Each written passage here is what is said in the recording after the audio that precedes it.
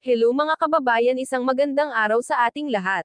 Saang dako man kayo ng mundo naroon ngayon, sana ay nasa maayos po tayong lahat.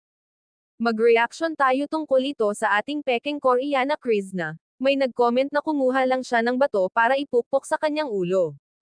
Dahil nabalitaan nila na may boyfriend si Krishna at hinuhusgahan na nila kung ano ang katayuan ng lalaki.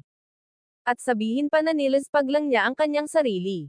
Ganun ba agad ang tingin sa isang babae kung may boyfriend, ipalaspag na agad ang katawan?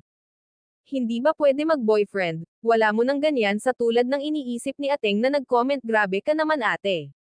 Baka nga nang ligaw pa lang sa kanya yon, at alam natin si Krishna na hindi na rin yan agad-agad papatol. Ang priority niya ang kanyang pamilya sa ngayon, at wala namang masama kung totoo ngang may boyfriend na siya. Kasi dalaga si Krishna at wala namang siyang past boyfriend. Kaya nga siya nagsumikap kahit inuulan siya ng pangbabash. Below the belt na ang mga sinasabi sa iba, grabe sila manghusga sa kanya. Pero tinibayan pa rin niya ang kanyang kalooban para sa pangarap niya at sa pamilya niya. Na-stress siya, dahil hindi siya sanay sa mga masasakit na salita na nababasa. Pero lumalaban siya, para sa pangarap niya, kaya ako hanga kay Krishna sa tibay ng loob niya, patuloy siya sa kanyang pangarap. At ngayon malapit nang matapos ang kanyang magandang bahay na puno ng pangarap para sa pamilya niya. Sa edad na mag-22 may napagawa na siyang bahay. Sa kanyang pagsisikap kasama ang pamilya niya, kaya proud ako sa kanya, walang kaarte-arte na dalaga. Napakasimple na babae kaya maraming nagtatanggol at nagmamahal sa kanya. Sa mga bashers naman ni Krishna, tigil na rin kayo sa kakasalita ng hindi maganda sa kanya.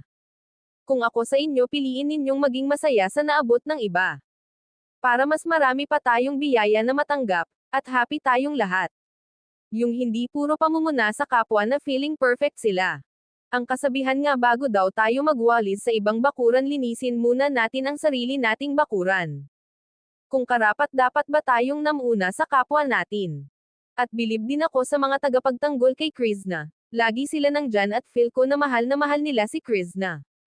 Lagi akong nanood kay Madam Maldit ang buutan, kaya feel ko talaga ang pagmamahal nila kay Krishna, ganun na rin kay Madam Arjov.